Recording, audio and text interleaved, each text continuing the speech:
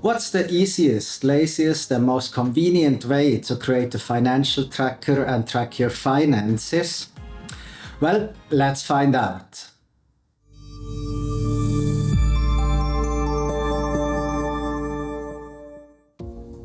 Hey, I'm Chris. I'll be showing you how you can create a financial tracker with Google Sheets for free from scratch in 3 simple and easy steps.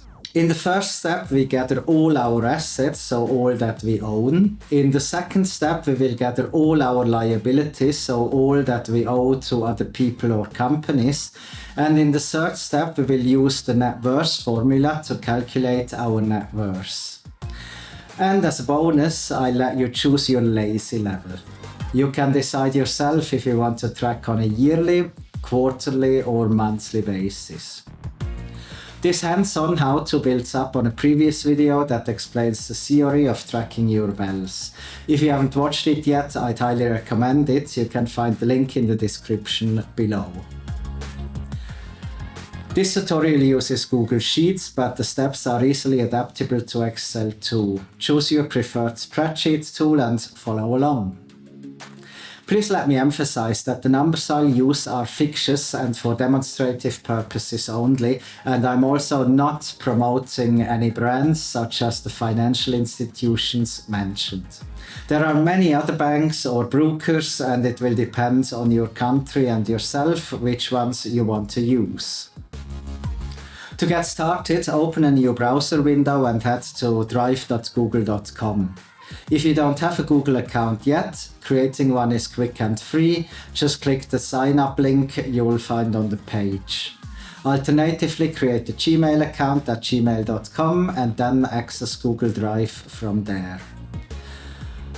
After logging in, click the New button on the left and choose Google Sheets. This will create a new spreadsheet that is automatically saved to your Drive. First, let's give our spreadsheet a name. We'll call it Financial Tracker. We'll be tracking net worth to gain insights into our financial health, seeing if it's growing or shrinking. To understand the progress easily, we'll add a growth percentage indicator as well. Now we'll organize and add our assets under different categories. We'll start with the most liquid items, easily convertible to cash, and then gradually move towards those less readily accessible. This approach helps us to understand our financial flexibility and risk profile. We begin with the king of quick access, which is cash. This includes money in our wallet, or even those gold or silver coins stashed away. You never know. Think of it as anything you can grab and spend in a snap. Next up, bank accounts. Cash is readily available through ATMs or debit cards. In this example, we'll add a checking account from Standard Chartered and a savings account from Citibank. Moving on to less liquid assets, our investment accounts. This includes time deposits, mutual funds, exchange-traded funds, stocks, bonds, crypto, and others. These investment assets generally require selling to access the money, unlike highly liquid options like cash. The selling process can take time and incur fees, and selling during a market downturn may mean receiving less than you invested into it. In this example, let's assume we have a mutual fund from Standard Chartered and an ETF brokerage account from Interactive Brokers, and a small crypto investment.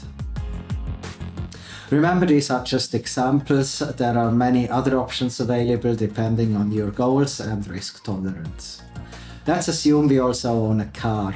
Selling a car typically takes weeks or months and involves contracts delaying access to cash. And last but not least, let's assume we have bought a house. Selling a house takes significantly longer than a car due to its higher price, often requiring mortgage approvals, making it the least liquid asset. Alright, now that we've tackled our asset categories, let's spruce things up. We want the net worth to really stand out, so let's use a bold dark blue font with bright white text. Then, to emphasize the increase, decrease and growth, we'll make them italic. Let's make the assets title bold and give it a light green background. Also, let's give the general categories a grey background. I think this might look better with a border, so let's add one.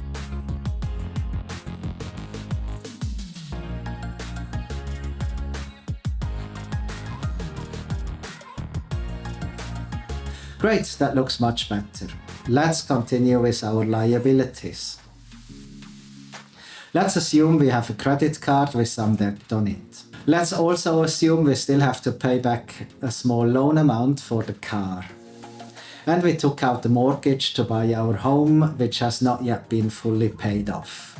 Liabilities are things we have to pay, so let's give the title a light red background. And then let's also give the general categories the same grey background. Again, we will put the border around the fields. We will also narrow column C a little. Let's now go to our laziness levels. If we only want to track our numbers yearly, we can just add the years on top and then start filling in the asset values. It's as easy as that. How does it work with quarters? Well, nearly the same, just that we add the quarter to the year and then again just add our current financial numbers. But in our case, we will track our finances on a monthly basis. So let's add all our months at the top. We can just fill in Jan and Feb, then we can select both of the fields and just pull the blue circle to the right, which will autofill all the other months. For a good oversight, we will use one worksheet per year, so let's add the year to the left and give it an amber background and bold font so that we know which year it is.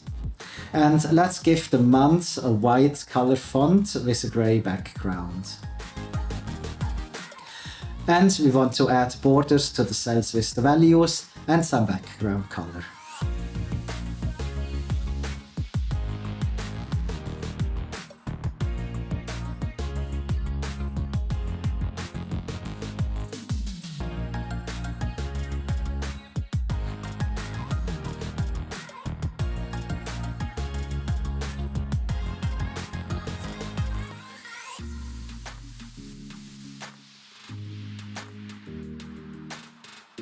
Great, this looks pretty good already, but we also want to format the cells to be a currency.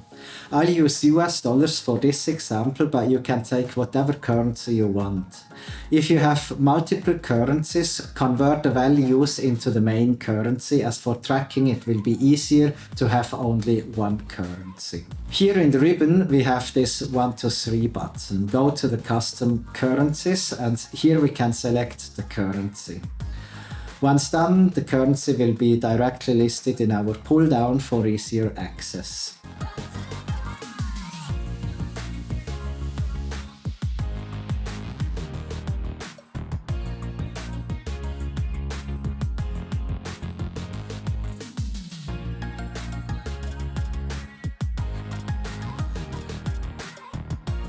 The growth cells will be formatted as a percentage, so let's format these fields as well. To easier distinguish static values from calculated ones, let's give the static values a blue font color.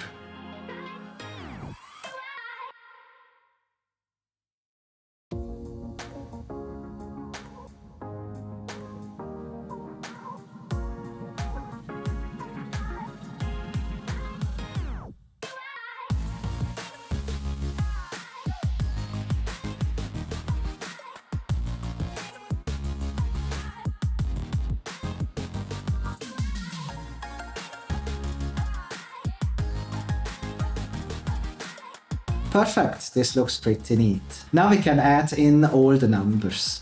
Let's assume we have $100 in our wallet, $20,000 in the Standard Chartered checking account, and $30,000 in our Citibank savings account. Let's also assume we have a mutual fund with Standard Chartered that is currently at $40,000 and an exchange traded fund with Interactive Brokers of $30,000. And in addition, we have a small investment in crypto worth $5,000. We checked on a used car sales portal, and a car similar to ours produced in the same year is sold for $10,000, and the value of our home is worth $200,000. Next, let's go to our liabilities. Let's say we have consumer credit card debt of $2,000, our remaining car loan is $2,500, and the outstanding mortgage of the house is $100,000 that we still need to pay off. So these are our static values for January. Let's now sum up those values into the categories. Let's begin from bottom to top.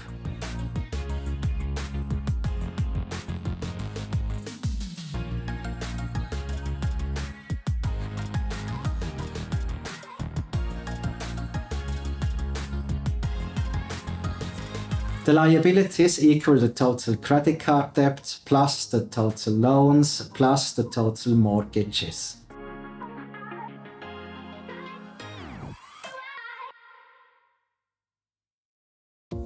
As we can see, summed up, we have a total of $104,500 in debt. Let's do the same with our assets.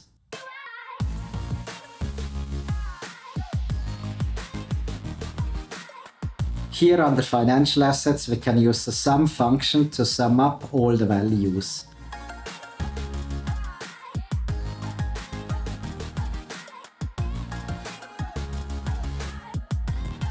And we can do the same for the deposits.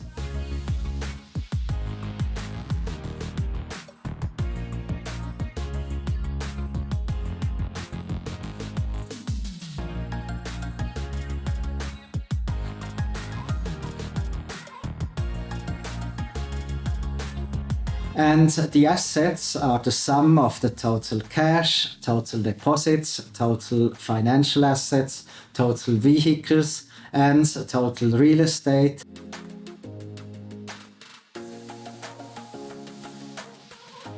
Which equals to $335,100. Okay, so how do we determine our net worth? Well, we've learned that in the previous video. It's all our assets minus all our liabilities, which in our case results in a positive $230,600. Our increase-decrease comparison will be 0, and our growth will also be 0, as we are just starting out. We don't need to see the cents, the full dollar amount will be sufficient.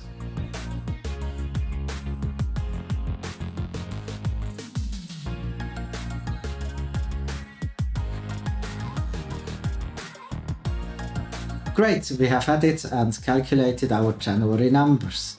Let's continue with the February numbers. So in February we look at all the numbers again and list what's in our wallet, our bank accounts, our investment accounts, how much the car is still worth through the used car sales portal, and we will keep the value of the property at the same price as we bought it.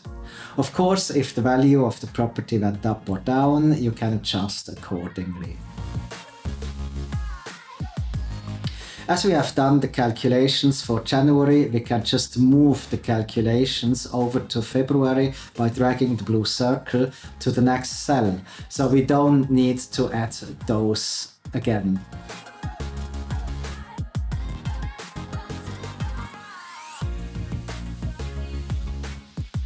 We can see we have less debt as we paid off some debt in February, and we also increased our assets a little, which brings our net worth to $245,580. Let's now look by how much our net worth has increased against last month by subtracting the January net worth from the February net worth. This shows us that we increased our net worth by $14,980.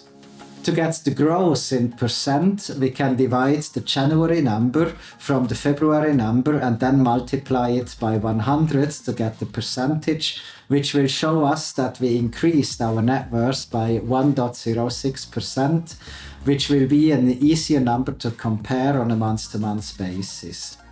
Again, we don't want to see the cents, and we can also change the name of our sheet to 2024. Let's format this a little nicer, and that looks great. If we now want to add the next year, we can duplicate the sheet, rename it to the next year and delete the values. I made a mistake here and deleted not only the values but also the formulas. Don't do that. Only delete the static blue values and leave the formulas in place. And what we can also do to make it a little nicer is to remove the grid lines. And that's it. Congratulations if you made it to this point. You've just built yourself a financial tracker.